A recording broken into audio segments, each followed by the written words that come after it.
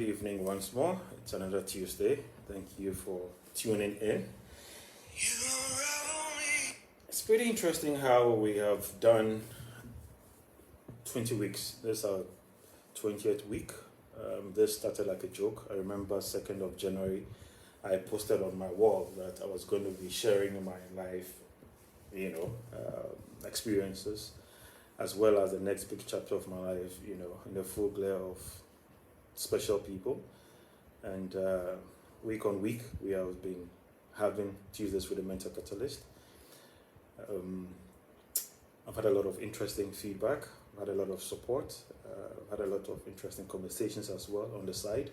So for all my super fans, I want to say a big thank you to all of you who always find time to either listen live, watch live, or watch it recorded later, and then touch base for us to talk about it. So this is our 20th.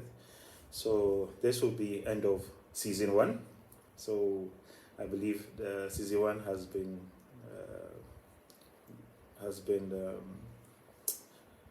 it's been 20 sessions that comprised of season 1. So I think this will be the end of season 1. Then the next big chapter starts from season 2.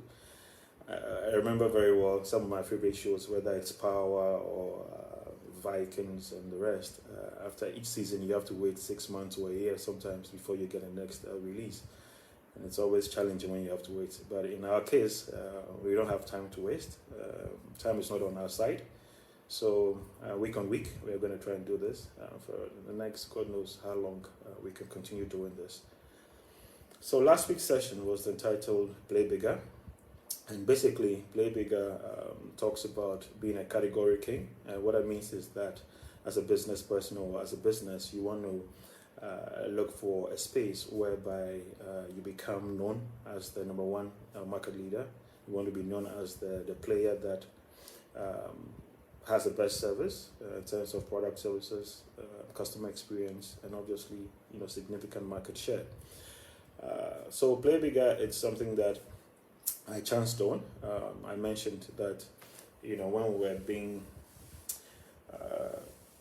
bullied and beaten by NCL big time in the ATM business, I thought of what could we do to really outsmart them and, give them a loss somewhere. And God being so good, we chanced an idea of cardless.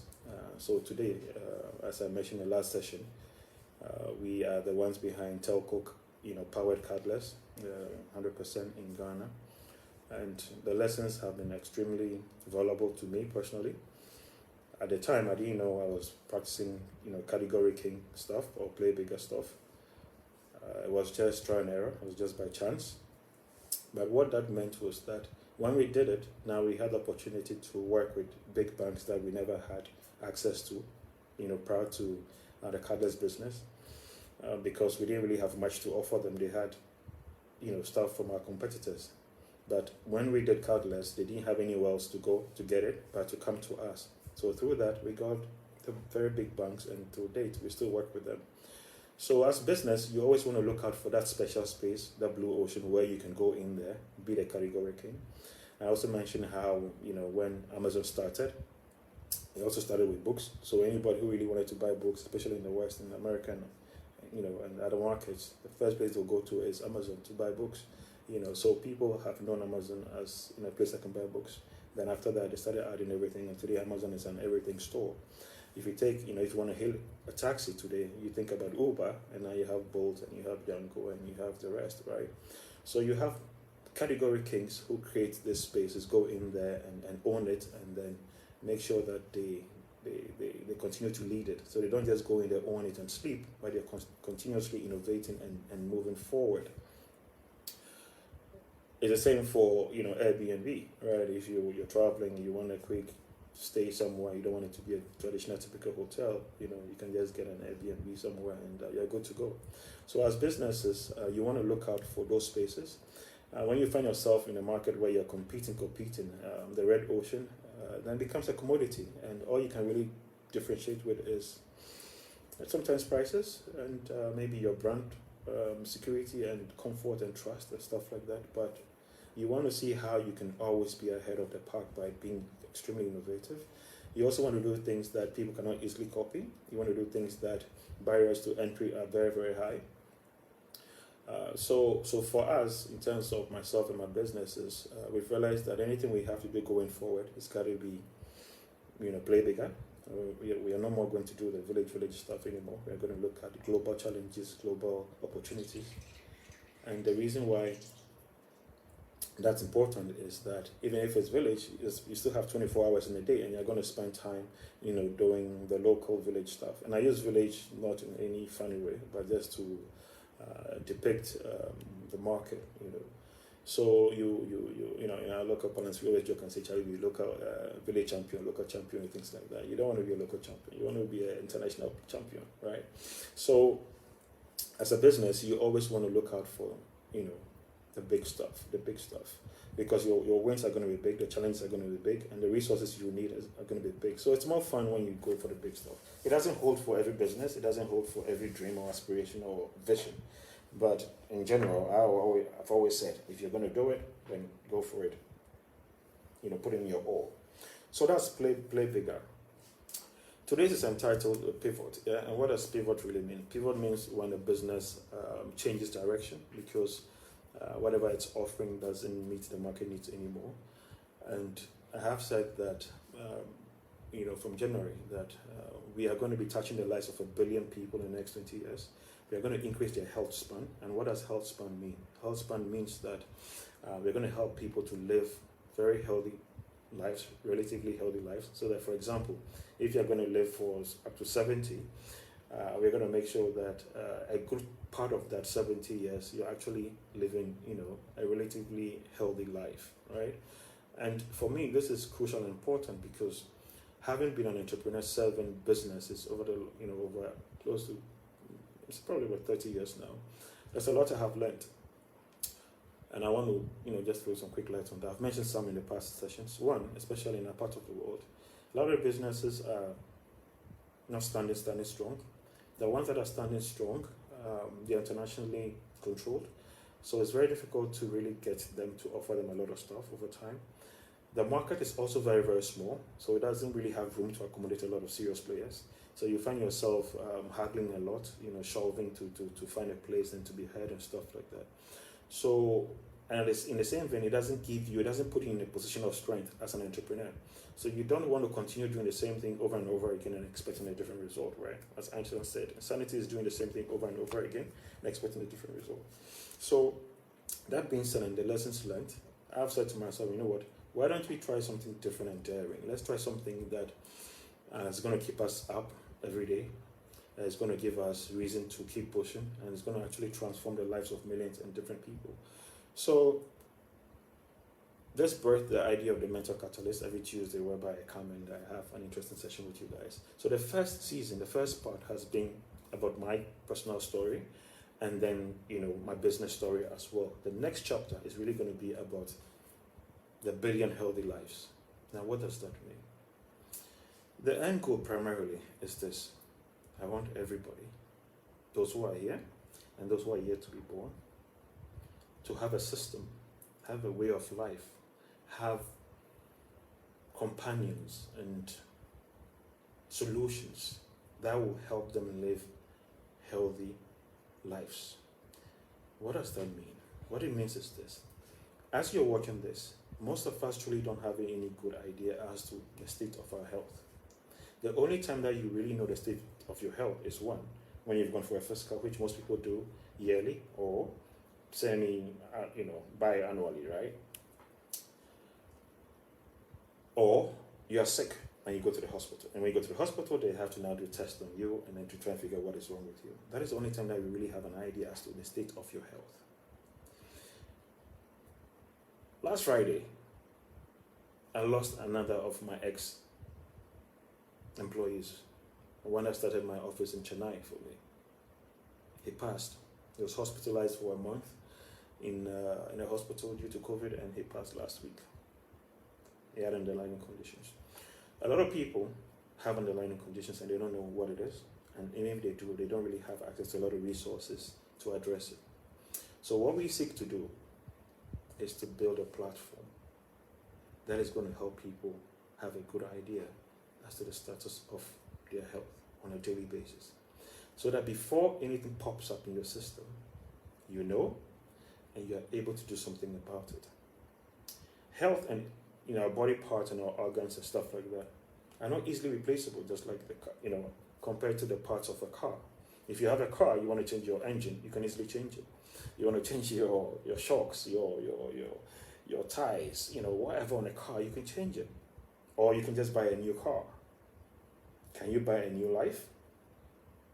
Can you easily get a new heart, a new lung, a new kidney? Imagine the complications that come with it. So why should we allow what we have to deteriorate?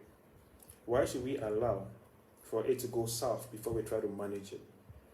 We all know that when you have a loved one who is sick in the hospital, we will move heaven and earth to try and get them well. Why should we allow that to happen when we have the opportunity to prevent them from even going to the hospital in the first place?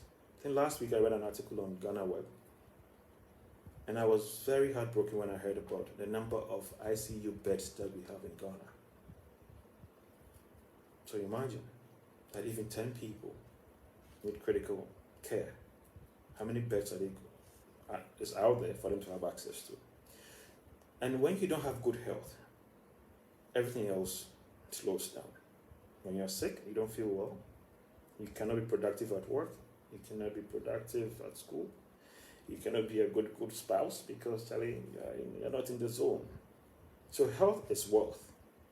So we are saying that, look, for the next 20 years, we are together going to build a system, a platform that is going to help all of us increase our health span. You're going to know what your vitals are, close to 24/7. You're going to participate in fitness exercises, not alone, but as a community. But the ultimate goal for us is we want to be able to predict when you're going to be sick, what you're going to be sick of, and when, and what services, what solutions you're going to need before it happens. Now, this is not an easy dream. Someone may be watching and listening and say, Michael, what are you saying? Are you saying that before I fall sick, I'm going to know, and I'm going to have a solution ready before it happens, if it is going to happen? How are you going to do that? And I'm talking about not just 1, 2, 3, 4, 5 people. In the next 20 years, we want to touch the lives of a billion people all over the world. A good number of friends who know what we've been working on will say, Michael, why do you put it out there? Why do you say it? Today, I woke up in a very terrible mood. I had a terrible nightmare. It was really bad. And I woke up feeling all broken and kind of like sad. So a good part of my day has been just blah. But it also dawned on me that I can't allow my mood, how I feel, to affect the big agenda. So I have to find a way to snap out of it. When I look at the past 20 weeks, there's been a number of days that I've wanted to give up. Nobody's paying me to do this. But here's the thing. When you put stuff out there, now you have no choice but to work towards it, to deliver on it. So, as some of you who are watching now, you're all coming on Tuesday to watch.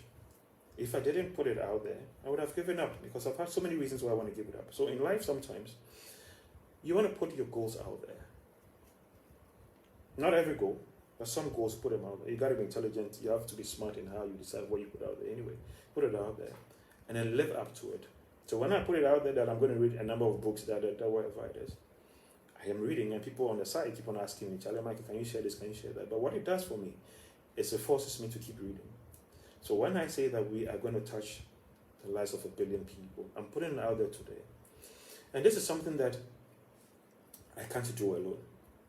I can't do alone. And I'm going to tell you stories about how I found strangers, angels, mercenaries, generals, warriors from different parts of the world who have been part of what we have been building for the past 8 months. people from the UK, from Silicon Valley, that's in California, from Canada, from Serbia, from India, from China. Strangers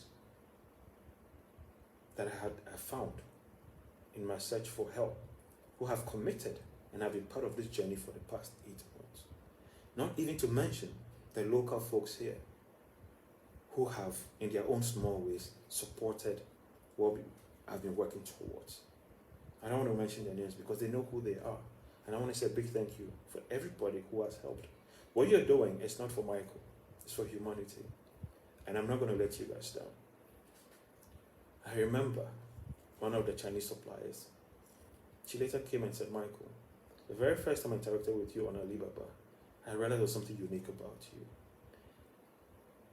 Ever since, she has done everything in her power to support this dream.